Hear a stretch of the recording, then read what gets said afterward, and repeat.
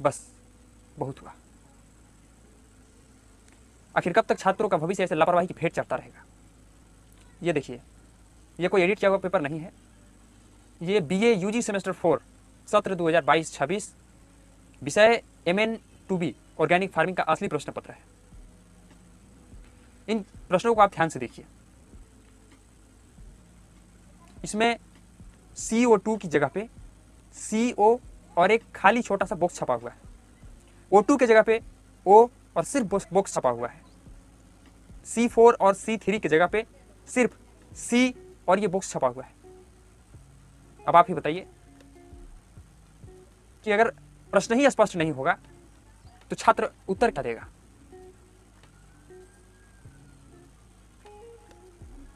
और अगर छात्र का बैकलॉग लग जाए या छात्र फेल हो जाए तो इसका दर्द सिर्फ वही परिवार समझ सकता है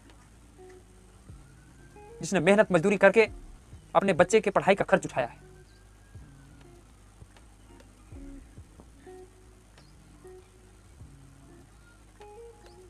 कई बार हमने छात्रों के माता पिता को कहते सुना है कि बेटा मुझे कुछ दिनों का समय दे दो, मैं किसी प्रकार से करके पैसे का इंतजाम करता हूं। और अगर इसी बीच फॉर्म भरने में अगर एक दिन की भी देरी हो जाए तो छात्रों पे लेट फाइन का बोझ डाल दिया जाता है। बैकलॉग का फॉर्म भरो, फी दो, प्रैक्टिकल सब्जेक्ट है तो और ज्यादा फी दो, और अगर बैकलॉग लग गया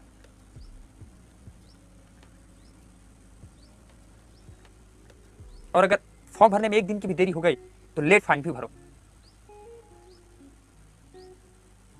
मैं आपसे बस इतना पूछना चाहता हूं कि जब एक छात्र से छोटी सी गलती हो जाए तो उसके लिए लेट फाइन भरना पड़ता है, और प्रश्न पत्र में इतनी बड़ी गलती हो गई, इसकी जिम्मेदारी कौन लेगा?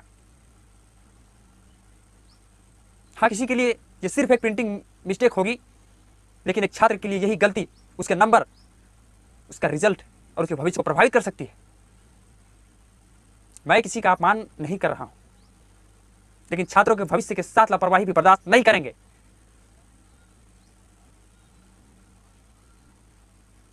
मैं पूछना चाहता हूं कि प्रश्न पत्र छापने से पहले उसकी जांच क्यों नहीं की गई? एक छोटी सी गलती किसी गरीब छात्र का उसका पूरा साल बर्बाद कर देता है। मैं सभी स्टूडेंट और सभी दर्शकों से हाथ जोड़कर निवेदन करता हूं कि इस आवाज को वहां तक पहुंचाइए जहां इसे पहुंचना चाहिए। तभी सुधार